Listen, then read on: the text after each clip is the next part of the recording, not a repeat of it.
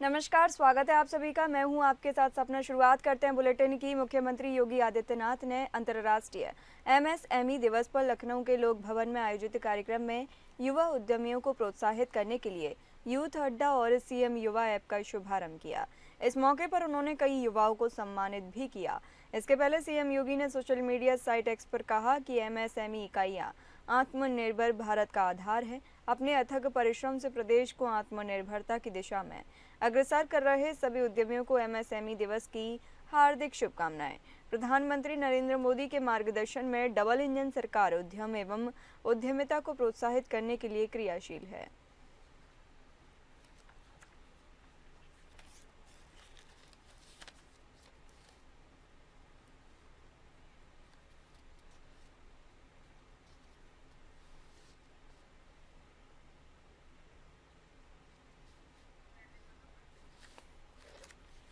बताते चले, मुख्यमंत्री योगी आदित्यनाथ ने अंतर्राष्ट्रीय एमएसएमई दिवस पर लखनऊ के लोक भवन में आयोजित कार्यक्रम में युवा उद्यमियों को प्रोत्साहित करने के लिए यूथ अड्डा और सीएम युवा ऐप का शुभारंभ किया।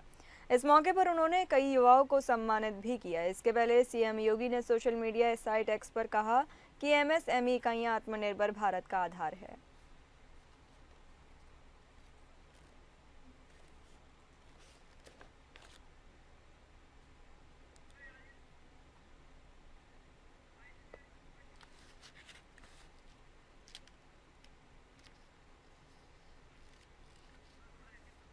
मुख्यमंत्री योगी आदित्यनाथ ने अंतर्राष्ट्रीय एमएसएमई दिवस पर लखनऊ के लोक भवन में आयोजित कार्यक्रम में युवा उद्यमियों को प्रोत्साहित करने के लिए यूथ अड्डा और सीएम युवा ऐप का शुभारंभ किया।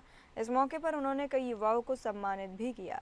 इसके पहले सीएम योगी ने सोशल मीडिया साइट एक्स पर कहा कि एमएसएमई इकाइयां आत्मनिर्भर भारत का आधार है।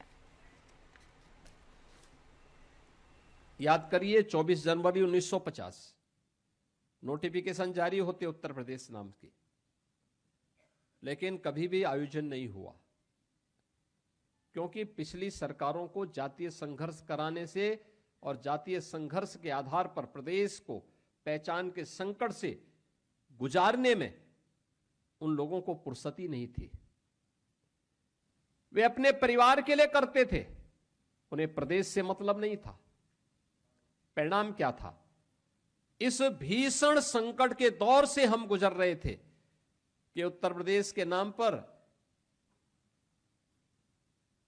धर्मशाला तो दूर, होटलों में भी रूम नहीं मिल पाते थे। पैसा देकर के भी लोगों को रूम नहीं मिल पाते थे। पहचान के संकट के दौर से गुजर रहे उत्तर प्रदेश को एक नई पहचान दिलाने के लिए आदरणीय प्रधानमंत्री जी की प्रेरणा से हमने परंपरागत उद्यम को एक पहचान दी और वह थी वन डिस्ट्रिक्ट वन प्रोडक्ट की।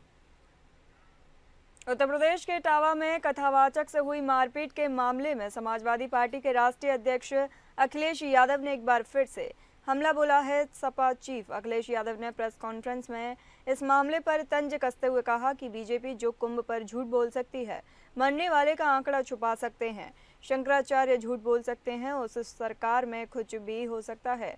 इटावा वाले मामले पर अखिलेश ने कहा कि अगर ट्रंप जी को पता चल जाए इटावा में ये हुआ है तो ट्रंप डांट न दे। वहीं अखिलेश यादव ने कहा कि बीजेपी सत्ता में आने तक संविधान को मानने की बात कहती है, लेकिन सत्ता में आने के बाद कुछ नहीं मानते। आज हम सब छत्रपति साहू जी महाराज की जयंती मना रहे हैं। आज संकल्प लेते हैं जो रास्ता हमारे महापुरुषों ने दिखाया है उस रास्ते पर चलकर हम काम करेंगे। उन्होंने कहा कि आज के दिन संविधान मान स्तंभ दिवस मनाने का फैसला लिया गया है। बीजेपी सत्ता में आने तक संविधान को मानने की बात कहती है, लेकिन सत्ता में आने के बाद कुछ नहीं मानते। ये मैं बनाम हम की लड़ाई है। और सरकार के ये आंकड़े बताते हैं कि दलितों पर सबसे ज्यादा अगर कहीं पर अन्याय हो रहा है तो वो उत्तर प्रदेश में हो रहा है। सर, इटावा वाला जो कथा, भारतीय जनता पार्टी के लोग जो कुंभ में झूठ बोल सकते हैं, शंकराचार्यों से झूठ बोल सकते हैं, गंगा जल में स्नान करने के बाद झूठ बोल सकते हैं, मरने वालों की आंकड़े छिपा सकते हैं, उन्हें कौन पकड़ेगा जो पुलिस वर्दी में कैश लेके गई थी? आखिरकार वो कैश किसका था? अगर पुलिस कैश लेके जा रही है कैश दे रही है, तो आखिर किसका कैश था वो?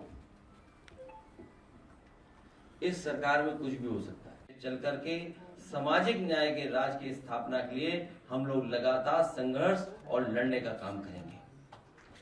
आज ये भी हमारे प्रदेश के अध्यक्ष जी ने, मैं बाद में कहूंगा कि केवल एक पैराग्राफ पढ़ देंगे कि आज ये तय किया है कि संविधान मान स्तंभ स्थापना दिवस, क्योंकि इसी दिन 26 जुलाई को हम लोगों ने ये कार्यक्रम किए थे, आने वाले समय में पूरे प्रदेश में आरक्षण दिवस 26 जुलाई को समाजवादी पार्टी ने संविधान मान स्तंभ स्थापना दिवस के रूप में मनाने का फैसला लिया है। आगरा के आरबीएस कॉलेज में बीजेपी ने प्रदर्शनी लगाई। बताते चले आपातकाल के काले अध्याय के 50 साल पूरे होने पर बीजेपी ने आरबीएस कॉलेज स्थित राव कृष्णपाल सिंह सभागार में कार्यक्रम आयोजित किया। पूर्व मुख्यमंत्री वसुंधरा राजे सिंधिया ने भाजपा की वरिष्ठ नेता दिवंगत विजया राजे सिंधिया को 19 माह तक जेल की कोठरी में रखे जाने का वृतांत सुनाया। उन्होंने कहा कि कांग्रेस चाहती थी कि वो घुटने टेक दे और कांग्रेस में शामिल हो जाए, लेकिन उन्होंने लोकतंत्र को बचाने के लिए समझौता स्वीकार नहीं किया। सिंधिया ने कहा कि कांग्रेसी प्रधानमंत्री के आपातकाल लागू करने के इस दिन को संविधान हत्या दिवस घोषित करने का कारण यही है कि आने वाली पीढ़ियों को कांग्रेस की करतूतें याद रहें। इससे पहले विधायक पुरुषोत्तम खंडेलवाल ने आपातकाल में अपने जेल में बिताए दिनों के बारे में भी बताया। केंद्रीय राज्य मंत्री एसपी सिंह बघेल ने कहा कि आपातकाल लागू कर लोकतंत्र का गला घोटने वाला काला अध्याय है। उन्होंने कहा कि लालू यादव और मुलायम सिंह यादव भी जेल गए, लेकिन मीसा भारती और टीपू सुल्तान किसके साथ हैं?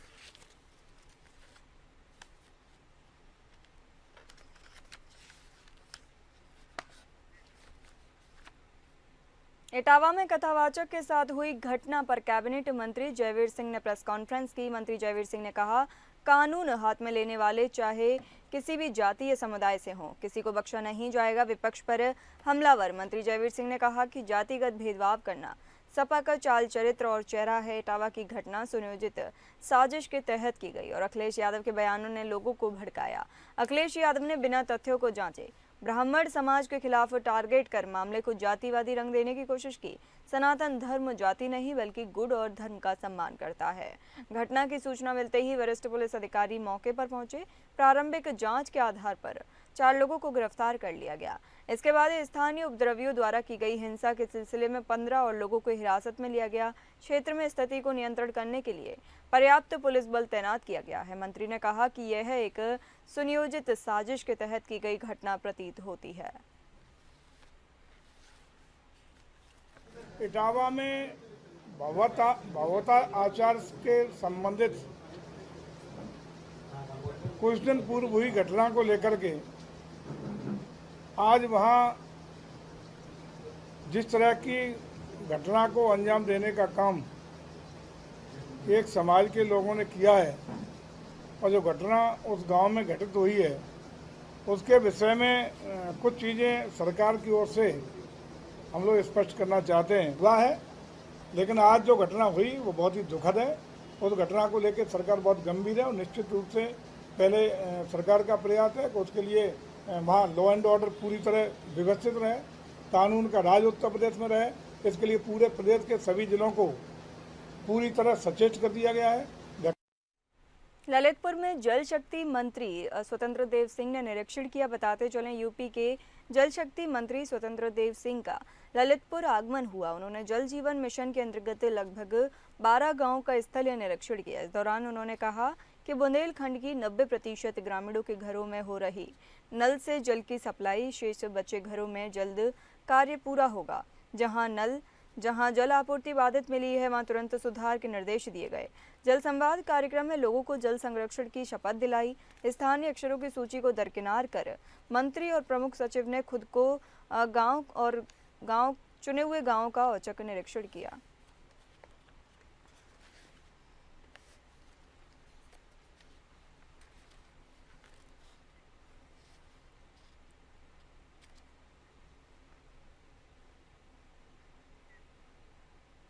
भारतीय अंतरिक्ष यात्री और वायुसेना के ग्रुप कैप्टन शुभांशु शुक्ला ने इतिहास रच दिया। बता दें 28 घंटे के सफर के बाद शुभांशु शुक्ला का ड्रैगन कैप्सूल गुरुवार शाम करीब 4 बजे इंटरनेशनल स्पेस स्टेशन पहुंच गया। शुभांशु के कैप्सूल की डॉकिंग प्रक्रिया सफलतापूर्वक पूरी हो गई। इस पर पहले से मौजूद एस्ट्रोनॉट्स ने उनका स्वागत किया। शुभांशु शुक्ला के साथ क्रू में 3 अन्य सदस्य भी हैं। ये लोग इंटरनेशनल स्पेस स्टेशन पर लगभग 14 दिन रहेंगे। शुभांशु की ये यात्रा 41 साल बाद किसी भारतीय की पहली अंतरिक्ष यात्रा है, जबकि अंतर्राष्ट्रीय स्पेस स्टेशन ISS की यात्रा करने वाले वो पहले भारतीय अंतरिक्ष यात्री हैं। उनसे पहले 1984 में राकेश शर्मा रूसी अंतरिक्ष यान सोयूज के जरिए अंतरिक्ष में गए थे। शुभांशु शुक्ला एक्सियोम 4 मिशन के लिए मिशन पायलट हैं। शुभांशु एक्सियोम मिशन के दौरान अपने साथ इसरो से जुड़े कई उपकरण एक्सपेरिमेंट के लिए जरूरी वस्तुएं, पौधे और जीवाश्मों को ले गए हैं।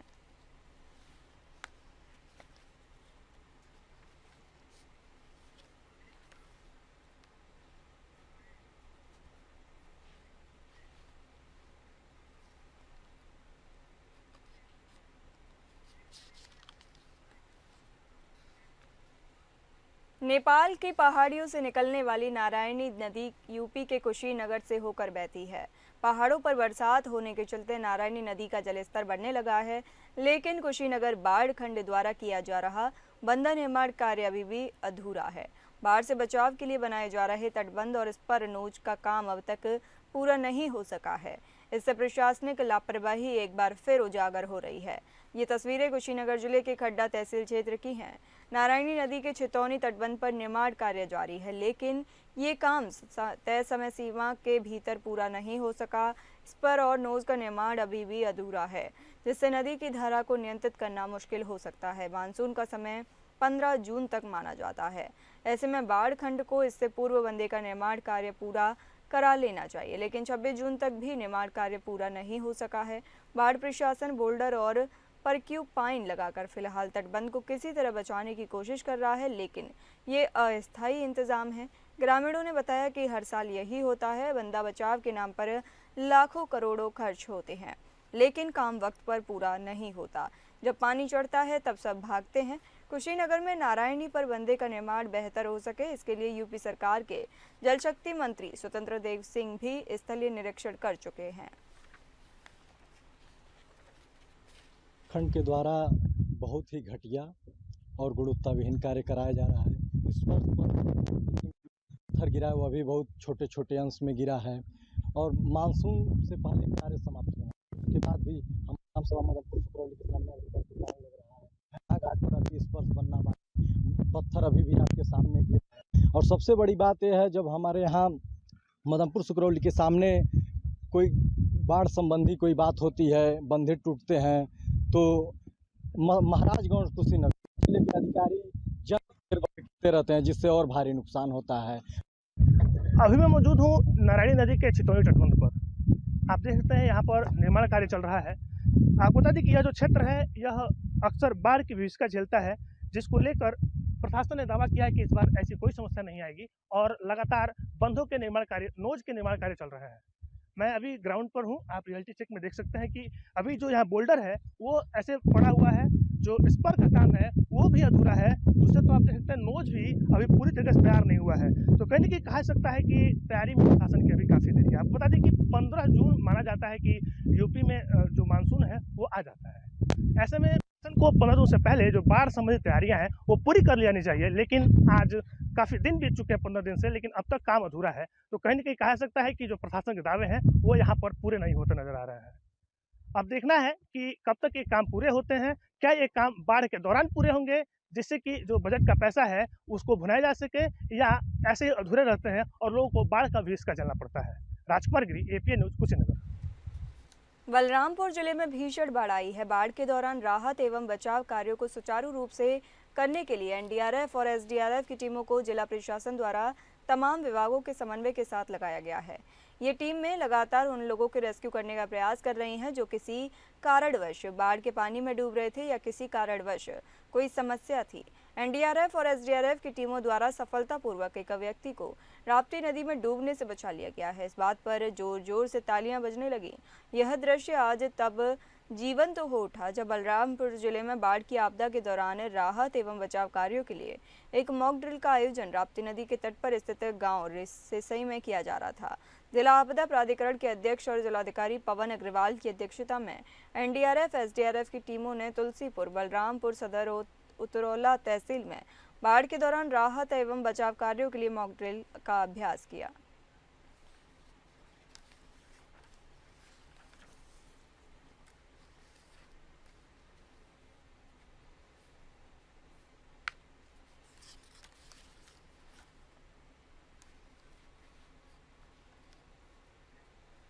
Greater Noida Yamuna express way के किनारे बसेगा न्यू आगरा शहर। जेवर से कुबेरपुर तक बसने वाला आगरा अर्बन सेंटर सपनों का शहर जैसा होगा। यमुना प्राधिकरण ने मास्टर प्लान तैयार किया। करीब 12,000 हेक्टेयर में बसने वाली इस अर्बन सिटी में 25% भूमि औद्योगिक होगी। ये शहर प्रदूषण मुक्त होगा। नई तकनीकी से बसाया जाएगा। ये शहर स्टेक होल्डर के साथ बैठक हो चुकी है। पर्यटन से जुड़े उद्योगों को प्राथमिकता मिलेगी।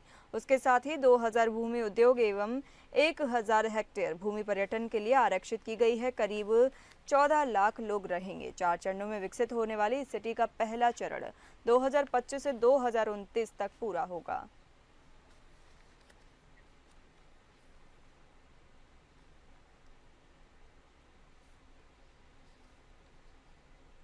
अमरोहा में इंसाफ के लिए एक पीड़ित परिवार तरस रहा है। बताते चलें आपको, अमरोहा जनपद के मंडी धनौरा थाना क्षेत्र के गांव आजमपुर डांडी में दबंगई का कहर चरम पर है।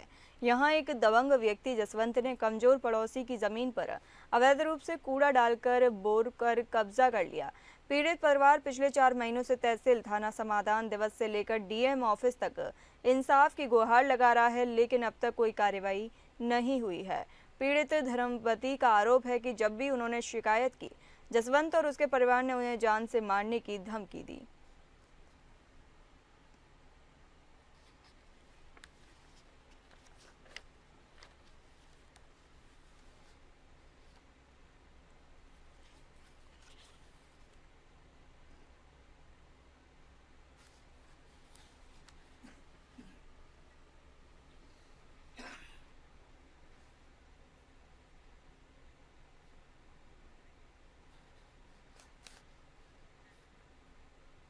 लखनऊ पुलिस और एसटीएफ की संयुक्त छापेमारी में मलिहाबाद इलाके में अवैध हथियार फैक्ट्री का भंडाफोड़ हुआ है। पुलिस ने मौके से भारी मात्रा में अवैध असलहे, कारतूस, हथियार बनाने का सामान, लैपटॉप बरामद किए हैं। मलिहाबाद निवासी सलाउद्दीन के घर पर छापेमारी के बाद कुछ प्रतिबंधित हथियार भी जब्त किए गए। आरोपी को हिरासत में ले लिया गया है। साथ ही इस पूरे रैकेट की जानकारी के लिए पूछताछ की जा रही है। पुलिस को आरोपी के घर से कुछ तलवारें भी मिली हैं, जिन पर अरबी और फारसी में कुछ लिखा हुआ है। इसके अलावा एक संदिग्ध लैपटॉप भी बरामद किया गया है। इसमें कई लोगों के नाम मिले हुए हैं। इन नामों का संबंध अवैध हथियारों की खरीद फरोख्त से हो सकता है। इसकी डिटेल की जानकारी जुटाई जा रही है। पुलिस की इस छापेमारी के दौरान कारतूसों का इतना बड़ा जखीरा और संदिग्ध लैपटॉप मिलने से पुलिस महकमे में हड़कंप मचा हुआ है।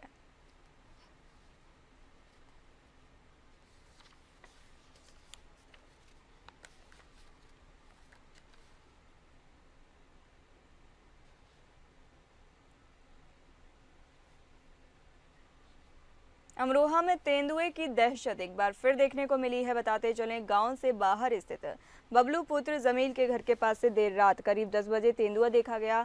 उस वक्त बबलू घर पर नहीं था, लेकिन उसके बच्चों ने मौके की सूझबूझ दिखाते हुए तेंदुए की तस्वीरें मोबाइल में कैद कर ली। गौरतलब है कि गांव में तेंदुए की आमद कोई बात नहीं है।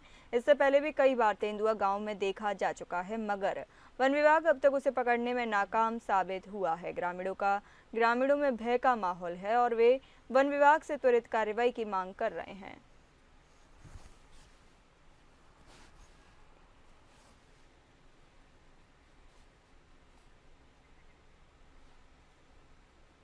कौशाम्बी में महिला नेता का अश्लील वीडियो वायरल होने का मामला सामने आया है। बताते चलें, यूपी के कौशाम्बी जिले के सराय अकिल थाना क्षेत्र के अंतर्गत एक गांव की रहने वाली राजनीतिक दल की महिला पदाधिकारी का अश्लील वीडियो वायरल होने का मामला सामने आया।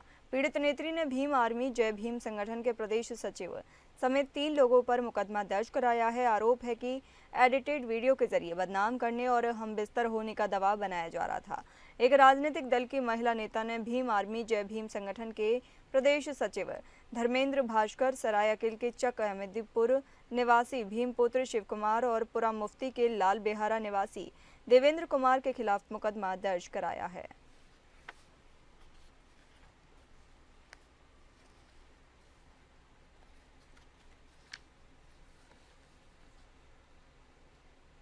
बिजनौर में 2 व्यापारी आपस में भिड़ गए। बताते चलें, बिजनौर के धामपुर में ठेले पर चिकन पकौड़ी बेच रहे एक व्यापारी पर दूसरे व्यापारी ने चाकू से उसकी गर्दन पर हमला कर दिया।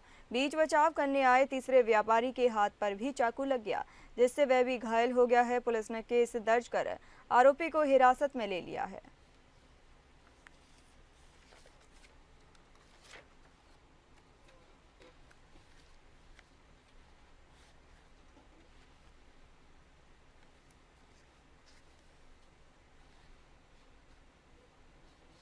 कौशाम्बी में एक बुजुर्ग महिला पर जानलेवा हमला हुआ। बता दें आपको, यूपी के कौशाम्बी जिले में एक महिला ने बुजुर्ग पर चाकू से ताबड़तोड़ हमला कर दिया। घटना के बाद बुजुर्ग को गंभीर हालत में प्रयागराज रेफर किया गया है। आरोपी महिला वारदात के बाद मौके से फरार है।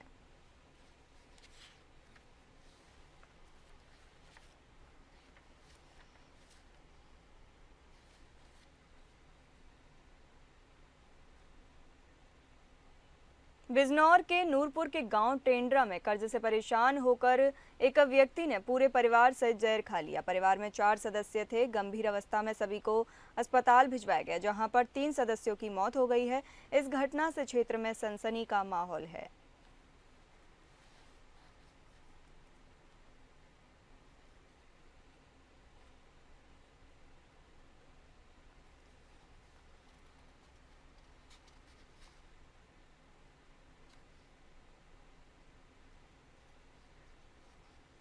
देवरिया में मृतक युवक के साथ मारपीट का वीडियो सोशल मीडिया पर वायरल होते ही पुलिस महकमे में हड़कंप मचा हुआ है। देवरिया एसपी विक्रांत वीर आरोपियों की गिरफ्तारी के लिए टीम गठित कर रुद्रपुर कोतवाल रंजीत सिंह भदौरिया को तत्काल प्रभाव से सस्पेंड कर दिया गया है और विभागीय कार्रवाई शुरू हो गई है।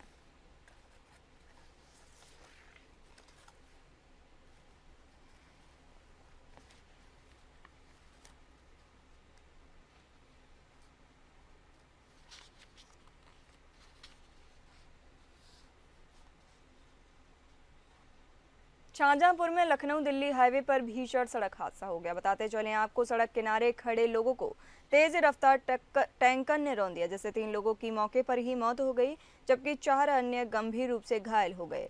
सभी लोग कार और बाइक पर सवार थे, जो सड़क किनारे बातचीत कर रहे थे। इसी दौरान तेज गति से आए टैंकर ने उन्हें कुचल दिया। घायलों में नरेंद्र चौधरी, महेश, शिव कुमार और जुनैद शामिल हैं, जिन्हें अस्पताल में भर्ती कराया है।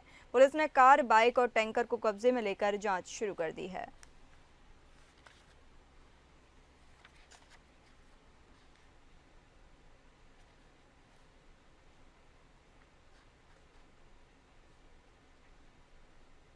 मथुरा पुलिस ने बड़ी कामयाबी हासिल की है। बता दें, पुलिस व एसओजी की टीम ने 25,000 रुपये का इनामी शातिर डकैत रोहित को गिरफ्तार किया। पुलिस की कोटवन उमराला मार्ग पर गैंगस्टर रोहित से मुठभेड़ हो गई। पुलिस मुठभेड़ में गैंगस्टर रोहित के पैर में गोली लगने से घायल हो गया है। बता दें, आरोपी पर 6 से अधिक मुकदमे दर्ज हैं, जिसमें डकैती, गैंगस्टर एक्ट, आर्म्स एक्ट व अन्य गंभीर अपराध भी शामिल हैं।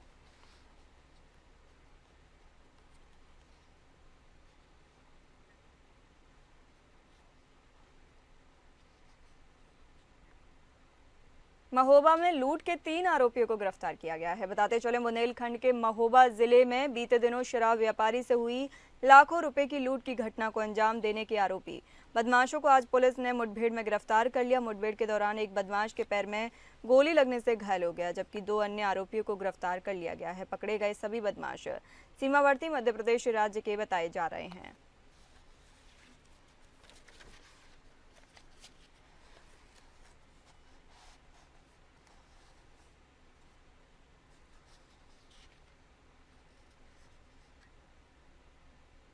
सहकारी बैंक घोटाले में 5 लोगों को गिरफ्तार किया गया है। बता दें आपको, जहां बैंक से करोड़ों का गबन के 5 दोषियों को गिरफ्तार कर न्यायालय के समक्ष पेश किया गया। बताया जा रहा है कि 2019 में डिस्ट्रिक्ट कोऑपरेटिव बैंक से करोड़ों का गबन हुआ था, जिसका मुकदमा चांदपुर थाने में 3 लोगों के विरुद्ध दर्ज हुआ, जिसकी जांच सीआईडी के द्वारा की जा रही थी, जिसमें बाद में जांच के दौरान 8 लोगों के नाम सामने आए।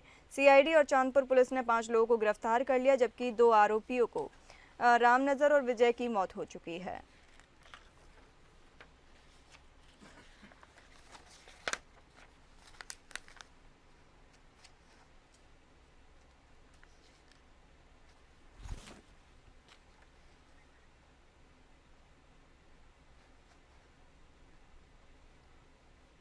फिलहाल इस बुलेटिन में इतना ही। नमस्कार।